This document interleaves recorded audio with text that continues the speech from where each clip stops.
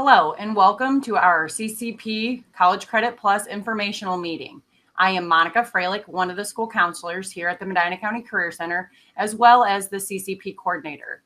This presentation will cover important information regarding the steps that need to be taken in order for your son or daughter to pursue CCP options here at the Career Center. We will start the presentation with Jordan Armstrong, our LCCC representative, who will cover what CCP is, facts about CCP, and other important information such as benefits and risk of the CCP program. After LCC presents, I will review what MCC has to offer for our students here, as well as go over a checklist of the steps that need to be completed for our process. At this time, I would like to introduce and welcome Jordan Armstrong. She is the College and Career Advisor and is our direct contact for CCP at LCCC. All right, so what is College Credit Plus? Of course, as most of you may already know, this is Ohio's dual enrollment credit program. Courses that you'll be taking will count both towards your high school graduation requirements and college credits. You must meet college admissions requirements, and we'll talk a lot about admissions later on, and then demonstrate college readiness before you begin. If you're enrolled in the college courses, you are adhering to the requirements of the college, and this is specifically in reference to the academic policy of the college. The tuition, of course, is free if you're taking your classes through a public institution. And then students are also not paying books and fees if they're attending a public institution, which LC is, of course. But the reason we kind of mention that is because you can take classes at as many different institutions as you'd like. So if you choose to take classes at a private school, some things are a little different. The other expenses to consider would be, of course, transportation. If you do take classes on our campus, you'll want to factor that in to your costs, and parking permits. At LC, parking is free for students, but at other schools it may not be. And so, again, students attending a private college, they may be responsible for paying a portion of tuition or for books. So that is slightly different. And then our homeschooled students must pay for books. So if you fall into any of these categories, just take note of these expenses. Students can take our classes in the summer, fall, and spring. Just a couple of things to consider is that our summer semester actually begins our academic school year. So just plan carefully so that you stay within your credit limits. I'll talk about those limits in a little bit here. And then our summer classes also are going to be usually shorter. So they're usually 5 weeks, 8 weeks, or 10 weeks, whereas our traditional semester is 16 weeks. So if you do plan to take summer classes, they're usually a lot quicker paced. So you'll want to just be sure that you're ready for that. And you can enroll in classes at your high school, which all of you will have the option to do. And for some of my schools, this is the only option you'll have. We refer to these classes usually as in-house or on-site classes. So you definitely have that option. But you can also, in some cases, take your classes online through the college. We have a lot of students who do that. And so those would be classes that you're meeting with me directly to schedule. If you're taking your classes at the high school site, then you are going to just make sure you let your counselor know that you want those classes to be on your schedule. And who can participate in College Credit Plus? This is pretty easy. Anyone in grades 7 through 12, and as long as you're an Ohio resident.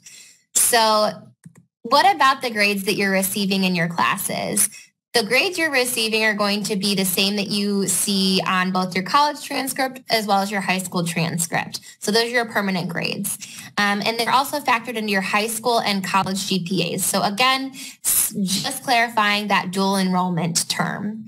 One thing to keep in mind, and this is going to be something your counselor definitely has down, but the college credits that we refer to versus the high school unit that's referred to, there's an easy equation for that. So one college course is going to be the equivalent of 3 credit hours.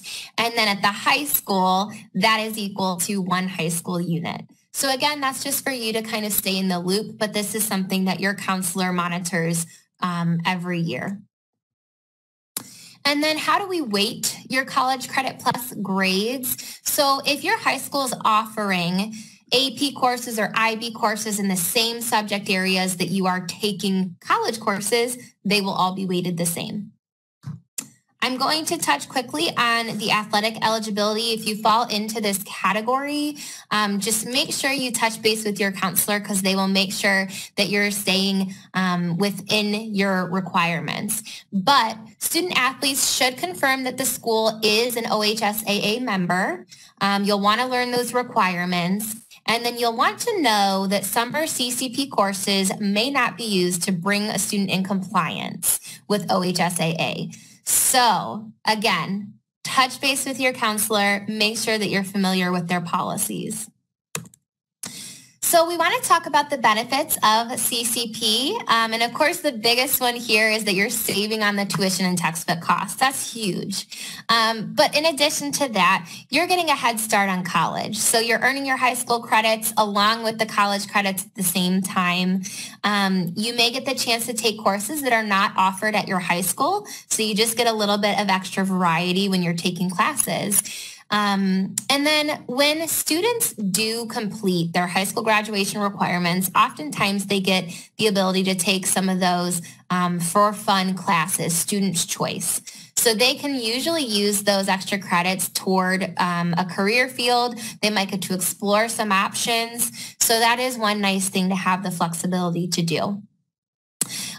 Also, if you're able to take classes on campus, you get to experience our campus and the expectations of the college rigor. So you're building your confidence and preparing you for post-high school graduation and going to the college setting if that's your plan. You'll also have access to both, of course, your high school support systems that are already in place, but then the college support services that we have offered to all of our students. Everything is available to our CCP students as well. So we just want to highlight and make sure students know they're not on their own because it can be a little bit of an adjustment to take those college classes. Another thing that is very beneficial to students is that you'll get to transfer these credits to any other Ohio public institution. So any public institution in the state will accept LC's credits. So you're going to get those counted towards your future degree plan if you are planning to go on to a 4-year degree or even a 2-year and just use the credits you're gaining in high school.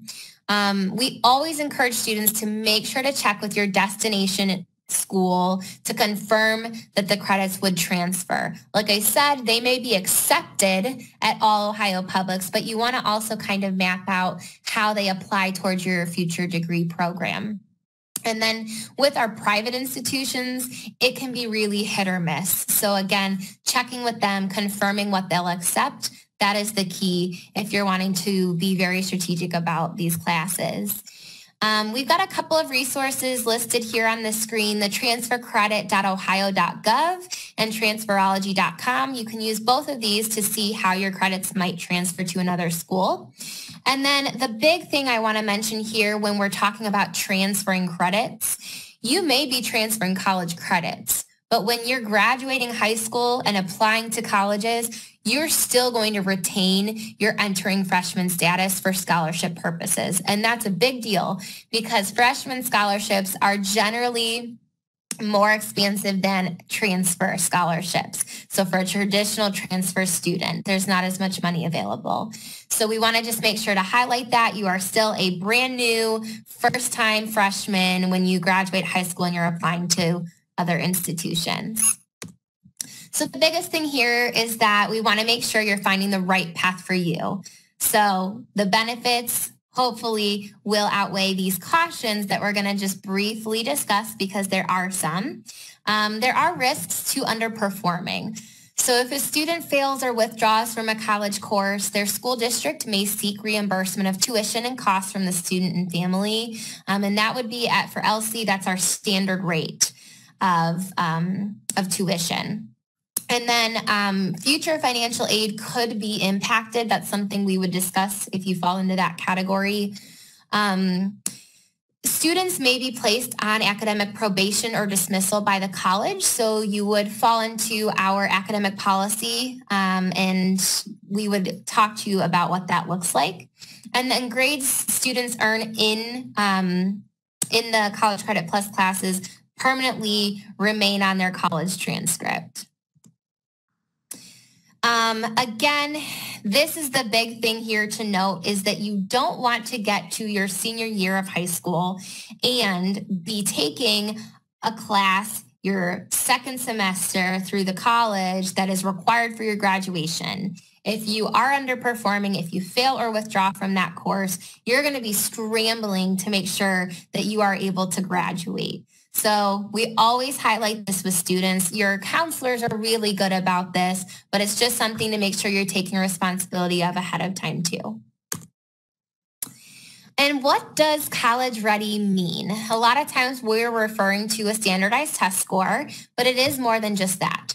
So we want to make sure students consider the emotional and social transition from high school to the college setting, keeping in mind the college expectations. Our college professors are going to have different expectations of you than your high school instructors might. And you'll want to consider your time management and organizational skills. Of course, you will always hear that throughout high school, but it's definitely highlighted more at the college level. So things to consider, you are removed from your high school environment in some cases. So like I said, if you're taking your high school psych courses in-house, you're still at the high school, but you are going to be taking the college class. So if you're doing those at the high school, whether you're doing the classes online or on campus, you are a little bit removed from that high school environment. It is possible that in some cases, students are going to miss high school activities. If you're taking your classes, like I said, again, with us online or on campus, you will be following LC's academic calendar. So in addition to your high school calendar, you'll have to maintain hours. And then the coursework is oftentimes intended for adult learners. So there's going to be conversations that you want to be mentally prepared for in some of our classes.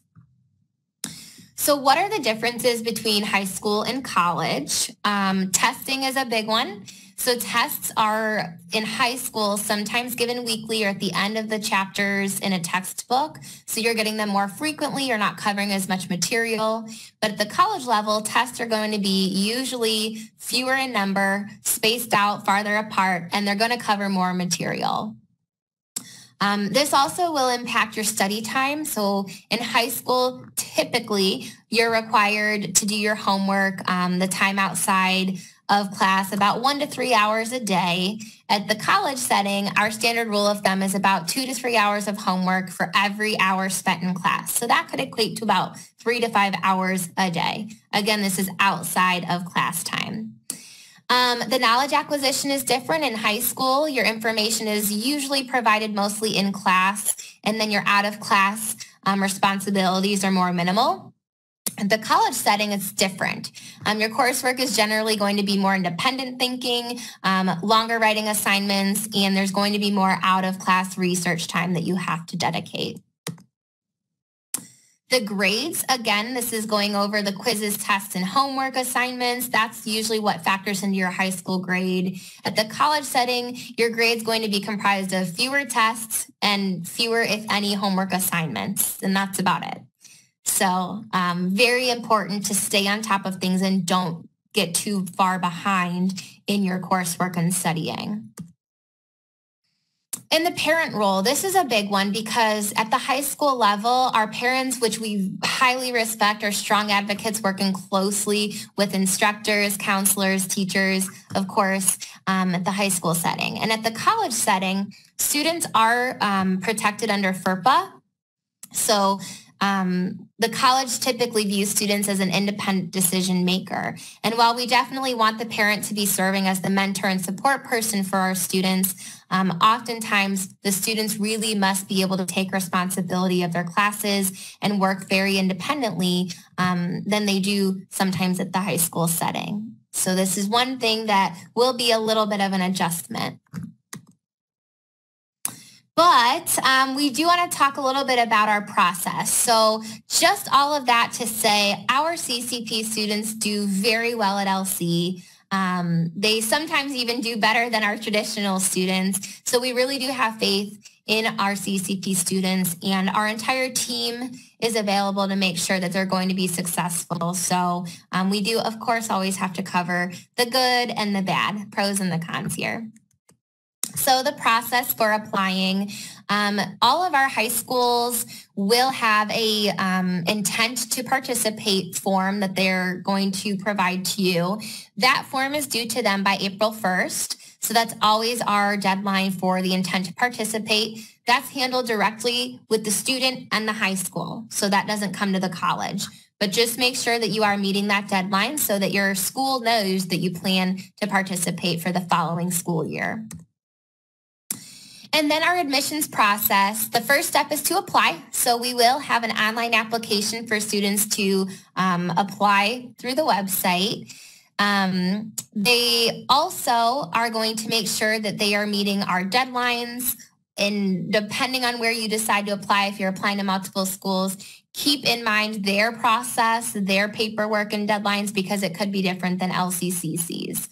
And then, of course, the colleges are going to have the final decision for admissions for each student. So you would be notified about your admission status from each individual school. The next step in the admissions process is assessment. And you'll see the big caution sign here with the pending symbol.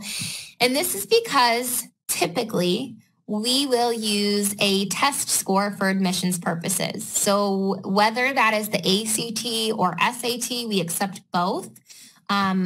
Or if a student's not taking either of those or hasn't taken them yet, we offer our own test called AccuPlacer that's in-house. So traditionally, we're using these test scores to determine if a student is college ready and admissible. So you'll see the scores there. Those are the college level benchmarks that students must meet in order to be admitted. And then, of course, keep in mind if you are considering multiple schools, each college will have their own admissions standards. So this is just LCCC's process and our standards. Now, here's where we're getting into a little bit of the pending portion. So if a student's scores are not college level, sometimes we look at other conditions for eligibility. This would be an overall 3.0 GPA, possibly a recommendation letter from the school. And right now we are waiting on the state to determine if we are still going to use the test scores for admissions purposes or if we're going to go away from those. So right now we don't have our final updates, and this is all going to be determined in the future. And we will, of course, let all of our schools know any student who is applying, and the counselors will be sure to communicate to students what the final decision is. But just keep in mind that we are looking at an admissions eligibility, so qualifying for admissions, that's always the first step. And then we use usually test scores, or we're going to go toward the GPA possibly for placement into classes. So that is a little bit hard to understand right now because this is a lot of information, but I just want to highlight the fact that we use your test score for both admissions purposes and then again for placement into certain classes. So we can get into those details if you have specific questions, but there are 2 steps in determining what classes you are going to be able to take once you're admitted. We also recommend that students are taking or that students are applying before they are taking a test, especially the AccuPlacer, because we want to make sure that students get an official LCCC student ID number before they're testing if they are going to take the AccuPlacer. So what is next? If a student is admitted, we're going to talk a little bit about some of their next steps and how to register for classes. So the first thing you're going to want to do if you are accepted is to create your My Campus account. When you get your acceptance letter, it kind of starts walking you through these steps. So you'll create your My Campus account. You'll complete our new student orientation. We have an orientation online on our website. And then as advisors, we also try to host them usually over the summer or toward the end of spring semester. So we will make sure you're getting your orientation done. And then you're also going to be sure to stay in communication with your high school counselor. So anything that we are doing in the spring is all in preparation for the beginning of the next school year in the fall. And we want to make sure that all of that is done before our counselors leave for the summer. So we will make sure to get you through the process, get you admitted, make sure you've tested, and then met with your counselor to figure out which classes you're taking. If you plan to take your classes online or on campus at LCCC, you're going to also want to schedule an appointment with your advisor, which is me, to schedule those classes. Right now, we are doing virtual appointments. I'm doing phone call appointments. So we would be scheduling one of those to meet and get you registered for your classes for the fall and possibly spring semesters. And then advising, which I've kind of already talked a little bit about, but we as college advisors are going to help you choose classes that are based on the appropriate scores, like I mentioned earlier, and any prerequisites that must be met. Your counselors are going to make sure that you are staying in line with your high school graduation requirements, and they're going to be sure that you're on track to graduation. So we work together closely to make sure that we're getting you in the right classes. Another thing to keep in mind is that the first 15 credit hours of your CCP coursework must be a level 1 course. We've got a list on our website, and this is an extensive list, so there are a lot of options, but in the very beginning of your CCP career, you are going to be choosing classes from this level 1. For the most part, it includes all gen eds, most of the courses you would use towards high school graduation requirements as well. So again, we'll make sure to point you in that direction when you're scheduling your first set of classes. In addition to that, like I said, you're taking the level 1, tier 1 courses in the first 15 credits. After those first 15 credits are completed, you can choose electives or courses toward a workforce certification or a degree. And again, online courses are permitted.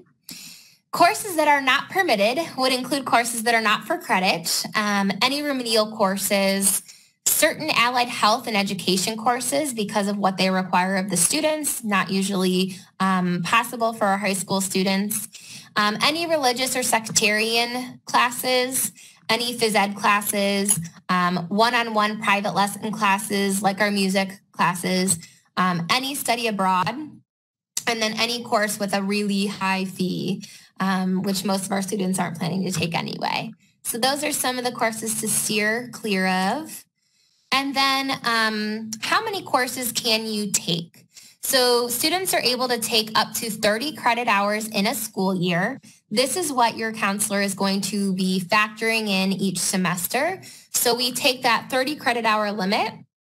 We subtract the classes you're taking for high school credit, multiply by 3, and then that gives us the maximum number of credit hours that you can take in the school year. Over your course of College Credit Plus classes, the maximum number of credit hours allowed is 120. So again, we always stay in touch with your counselor, make sure that you're not going beyond those courses or those limits. And if you do, there are a couple options. If you choose to enroll in more than 30 credits in the course of the year, you can either drop the courses that put you over 30 or pay for the course that puts you over 30. So that is something that students and families would have to decide. They'd assume the cost of the course and textbooks all at the standard college rate. So dates to keep in mind, like I said earlier, April 1st is that intent to participate deadline. This is also the funding deadline or the deadline to apply for funding if you're a homeschool student. And if you have more questions specifically about that, please feel free to reach out to me. We can definitely talk on a one-on-one basis. And then in the spring semester, March 22nd is the first day that our CCP students can start scheduling their fall and summer classes. So this would be the deadline or the date that you would want to start getting in touch with me, scheduling an advising appointment if you are taking classes online or on LC's campus. This is not the deadline to schedule classes for any student taking classes through their high school site. That would all be done with me and your counselor behind the scenes. Again, as a reminder, you just want to make sure you tell your counselor what you want to take on your schedule. So I know this is a lot of information. I'm going to leave this screen up here just for a minute so that you can get my phone number, email address. Let me know if you have any more questions. We have the link to our CCP site on LC's page. We also have a link to the testing center for Accuplacer information. We are offering Accuplacer virtually right now, so students can take it from home. And then the advising link, once again, if you plan to take classes online or on campus at LC next year, the link to our advising calendars is right there on this page. And then I'll flip over to the last screen here. This is where you can go to stay updated on all of the updates or changes that the state makes. ohiohighered.org/CCP. They will be posting the information about admission eligibility and what changes, if anything, for next year. But I want to thank you all for participating in this presentation and listening to me. I'm going to stop sharing my screen here. And again, if you have any questions, please feel free to get in touch with me. The counselors at the schools have my information, so definitely reach out to them if you weren't able to jot that down on the last slide. But like I said, I really appreciate you joining me, and I hope that this answered all of your questions, and I hope that I can be of assistance moving forward. So have a great day, and we'll see you all later. Hello, Monica Freilich here again. I'm going to be covering the Medina County Career Center portion of the College Credit Plus options. To get things started, I would like to introduce our school counselors. We have Mrs. Esakove, who works with Medina and Black River students. I'm Mrs. Freilich. I work with Buckeye, Cloverleaf, and Highland students. And we have Mr. Shaughnessy, who works with Brunswick and Wadsworth students. Through the CCP process, if you have any questions or concerns, these are the respective counselors that you should be reaching out to based on the home school that your son or daughter attends. The course offerings that we have through LCCC here, the first one I would like to talk about is our medical terminology course. This course is specific to students who are in the DMT or Diversified Medical Technology program. If students are interested in taking this course, they do have to complete all the necessary CCP processes to take this course for college credit. Other academic course offerings that we have here are College Composition 1, College Composition 2, Introduction to Fiction, Introduction to Poetry, American National Government, and Comparative Politics. To review the CCP checklist here, the first step that the parent and student need to do is view the CCP informational video, which you're doing right now. It is located on the MCCC school counselor's website, and then also submit the acknowledgement of counseling form. These forms are going to be also on our school counseling website. There's a packet there, or students are welcome to stop in Area 21 and pick up a CCP packet as well. The parent and the student then need to submit the CCP intent to participate form, and this needs to be turned in by April 1st. This is a hard deadline here at the Medina County Career Center. We actually encourage students to turn in their forms before the deadline. The next step is that students will need to submit a course request form, letting us know what courses they would like to take through LCCC here at the Career Center. Students will also need to make sure that they take or will take an ACT, SAT, or AccuPlacer assessment to determine if they're college ready in the courses that they would like to take through LCCC. As you can see here, I've listed the different websites that you can go to sign up and take these examinations. Just a little side note, make sure that these scores are sent directly to LCCC, especially if you're going to be taking them close to that deadline in the springtime. The next step is making sure that you complete the LCC application and then returning it to your school counselor here at MCCC. The deadline for this is actually April 15th. However, many of our students complete the whole packet and turn it all in at the same time or close to the same time. But make sure that you are at minimum meeting the April 1st deadline for the intent form, as well as then the deadline for the LCC application by April 15th. After all the paperwork has been submitted and your application is sent to LCCC, you will get a notification of acceptance at LCCC. You will need to make sure that at some point in time, it may be over the summer, you attend an orientation through LCCC. I will reach out and verify the CCP courses that the student has signed up for and then also been approved to take. Sometimes students, for example, will sign up for multiple courses such as College Composition 1 and American National Government. I'll have students sometimes who meet the scores or the college ready scores to go into American National Government. However, they may not meet the score to go into the College Comp 1 course. So that'll be communicated and their next steps. And if they would like to see to go take another test, they can at that point in time, but that will be communicated through me here at the Career Center. Another thing to keep in mind, it's very important that students are communicating to their MCC school counselor throughout this whole process, making sure that all forms are in, where they're at, checking in where they're at in the process, just so that we are all on the same page. The last thing I'd like to cover today is a common question that we get here at the Career Center. So the question is, can my son or daughter take a CCP class at another CCP institution and take academic and or CCP courses here at MCC as well? So our answer, there's two options. So a student can either be a full day MCC student and take our academic and CCP classes here, or they can be a half day student at MCCC and take their lab, and then they would work with their homeschool counselors to take CCP classes through another CCP institution of their choice.